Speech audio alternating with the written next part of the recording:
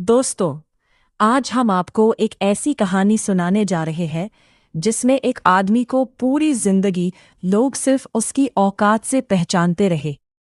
लेकिन एक दिन उसने एक ऐसी चीज नोटिस कर ली जिसे करोड़ों रुपए कमाने वाली कंपनी के मालिक भी नहीं देख पाए थे। और दोस्तों, उसकी सबसे बड़ी खास बात ये नहीं थी कि उसने कोई बड़ा बिजनेस आइडिया डिस्कवर किया।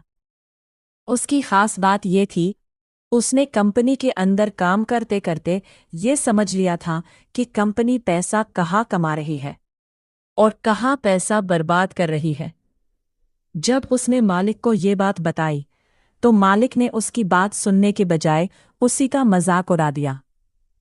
लेकिन कुछ साल बाद वही आदमी उस बिजनेसमैन के सामने खड़ा था और उसके हाथ में एक ऐसी डील थी जिसकी कीमत 300 करोड़ थी। तो दोस्तों, आज की कहानी को आखिर तक जरूर सुनना, क्योंकि ये सिर्फ गरीबी से अमीरी की कहानी नहीं है।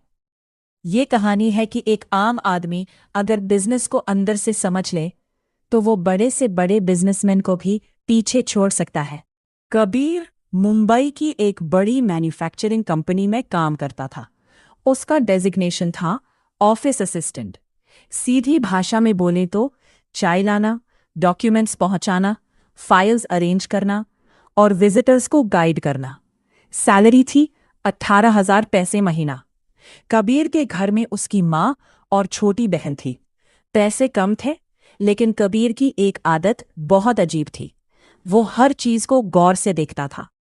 किसी मशीन से कितना प्रोडक्शन होता है, एक ट्रक कितने समय में माल लेकर आता है, किस कस्टमर का ऑर्डर लेट होता है, कहाँ माल रुकता है, सब कुछ। एक दिन उसका मैनेजर गुस्से में चिल्लाया, कबीर, तुम्हारा काम एनालिसिस करना नहीं है, जो बोला जाए वही करो। कबीर ने सिर झुकाकर कहा, जी सर। लेकिन उसके दिमाग में एक सवाल था, आखिर कंपनी का पैसा कहाँ जा रहा है।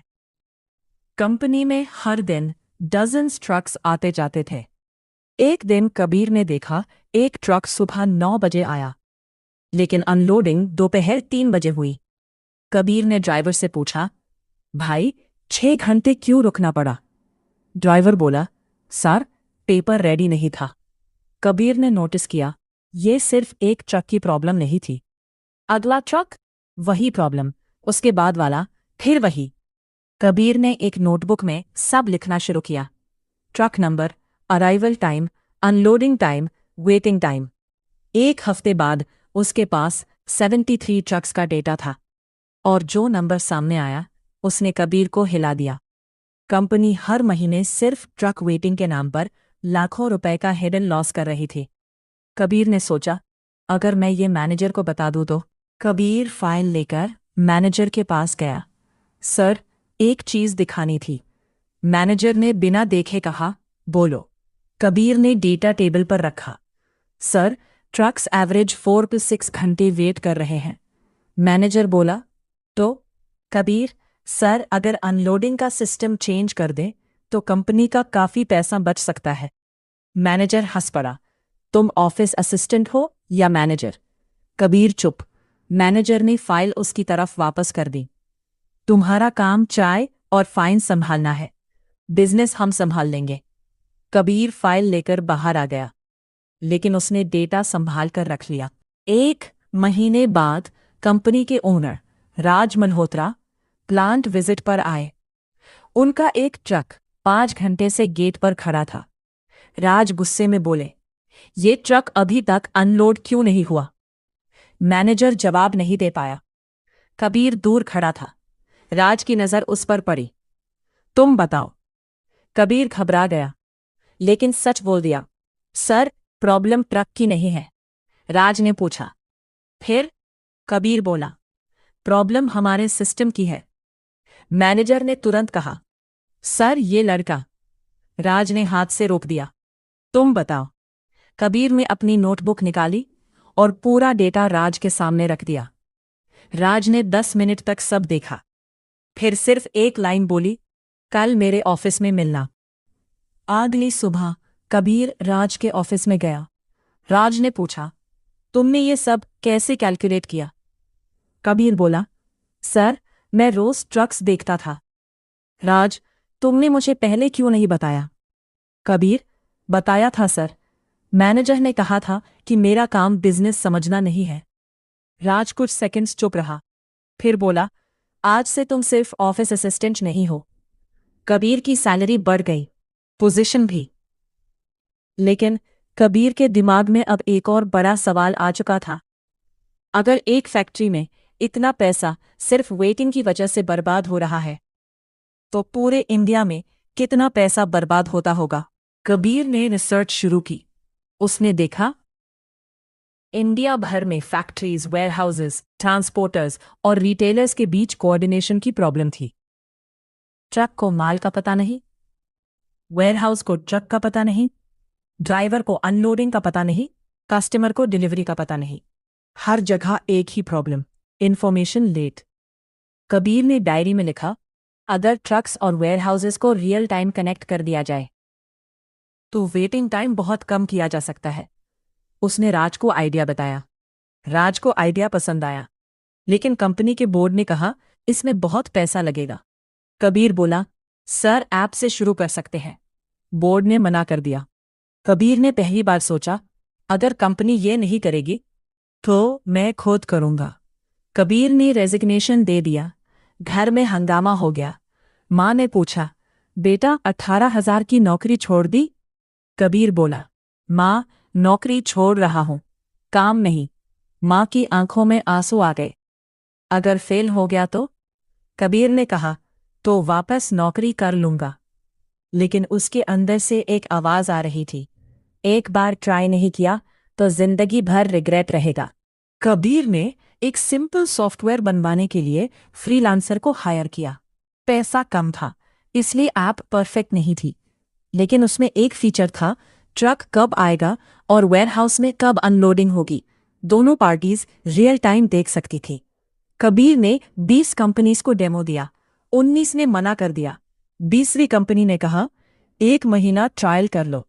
कबीर ने ट्रायल शुरू किया। पहले ही महीने ट्रक वेटिंग टाइम लगभग आधा हो गया। कंपनी का ट्रांसपोर्ट कॉस्ट कम हुआ।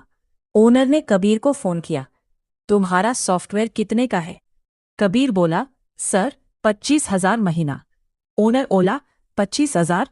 हमने 1 महीने में 3 लाख बचा लिए, 50,000 लेंगे। कबीर कुछ सेकंड्स तक चुप रहा।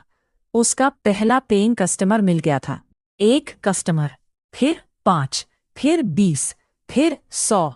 कबीर की कंपनी का नाम होने लगा। उसने कंपनी का नाम रखा फ्लोएक्स। मिशन सिंपल था, ट्रक को रोड पर नहीं, सिस्टम में फास्ट बनाना। 2 साल में फ्लोएक्स के साथ हंड्रेड्स कंपनीज जुड़ गई। कबीर की कंपनी ट्रांसपोर्टर्स को भी कनेक्ट करती, वेयरहाउसेस को भी, मैन्युफैक्चरर्स को भी, रिटेलर्स को भी। अब जो इन्फॉर्मेशन पहले फोन कॉल्स और व्हाट्सएप मैसेजेस में खो जाती थी, वो एक डैशबोर्ड पर दिखने लगी।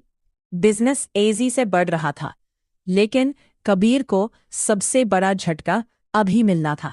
एक दिन कबीर के ऑफिस में एक मीटिंग रिक्वेस्ट आई। कंपनी राज मल्होत्रा इंडस्ट्रीज।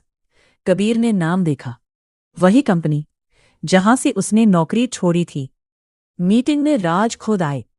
उन्होंने कबीर को देखा और मुस्कुराकर बोला, मैंने कहा था ना, तुम सिर्फ ऑफिस असिस्टेंट नहीं हो। कबीर भी मुस्कुराया। राज ने प्रपोजल रखा, हम फ्लोएक्स को एक्वायर करना चाहते हैं। कबीर ने पूछा, कितने ने? राज ने नंबर बताया, 75 करोड़। रूम में सब चुप। कबीर के इन्वेस्टर्स एक्साइटेड, लेकिन कबीर ने तुरंत हाँ नहीं की। कबीर ने पूछा, सर, आप कंपनी खरीदना क्यों चाहते हैं? राज बोला, क्योंकि तुमने हमारी वही प्रॉब्लम सॉल्व की है जो हम सालों से सॉल्व नहीं कर पाए। कबीर ने कहा, तो कंपनी मत खरीदिए। राज हैरान, क्या? कबीर, पार्टनरशिप कीजिए। राज हंस पड़े, तुम 75 करोड़ रुपए छोड़ रहे हो? कबीर बोला, सर, मुझे 75 करोड़ नहीं, मुझे इंडिया का लॉजिस्टिक सिस्टम बदलना है। राज कुछ सेकंड्स तक यूज देखता रहा, फिर बोला, तुम सच में बदल गए हो? कबीर बोला, नहीं सर, बस अब मुझे अपनी वैल्यूज समझ आ गई है। राज ने एक्विजिशन कैंसिल कर दिया, लेकिन पार्टनरशिप एक्सेप्ट कर ली। राज मल्होत्रा इंडस्ट्रीज फ्लोएक्स का स्ट्रेटेजिक पार्टनर बन गया। अगले 3 साल में फ्लोएक्स ने थाउजेंड्स ऑफ बिजनेसेस को कनेक्ट किया। कबीर की कंपनी का वैल्यूएशन 300 करोड़ रुपए से ऊपर पहुंच गया। लेकिन कबीर ने अपने ऑफिस में एक चीज नहीं बदली। उसकी टेबल पर आज भी वही पुरानी नोटबुक रखी थी, जिसमें 73 ट्रक्स का डेटा लिखा था। एक एम्प्लॉई ने पूछा, सर ये पुरानी डायरी क्यों संभाल कर रखी है? कबीर ने डायरी खोली और बोला, क्योंकि मेरी कंपनी का पहला इन्वेस्टर पैसा नहीं था, मेरी ऑब्जर्वेशन थी। दोस्तों, कबीर की कहानी हमें एक बहुत इंपॉर्टेंट बात सिखाती है। बिजनेस आइडिया हमेशा किसी फैंसी ऑफिस में नहीं मिलता। कभी एक फैक्ट्री के गेट पर मिलता है, कभी कस्टमर की कंप्लेंट में मिलता है, कभी एम्प्लॉय की प्रॉब्लम में मिलता है, और कभी उस काम में मिलता है जिसे दुनिया छोटा समझती है। कबीर को लोग ऑफिस असिस्टेंट समझते थे, लेकिन उसने अपनी पोजीशन को अपनी औकात नहीं बनने दिया। उसने अपने आसपास की प्रॉब्लम्स को ऑब्जर्व किया, डेटा कलेक्ट किया, सॉल्यूशन बनाया, रिस्क लिया, और सबसे इंपॉर्टेंट, उसने अपनी वैल्यू खुद समझी। दोस्तों, अगर आप भी किसी छोटी पोजीशन पर काम कर रहे हैं, तो कभी ये मत सोचना, मैं सिर्फ एक एम्प्लॉय हूं।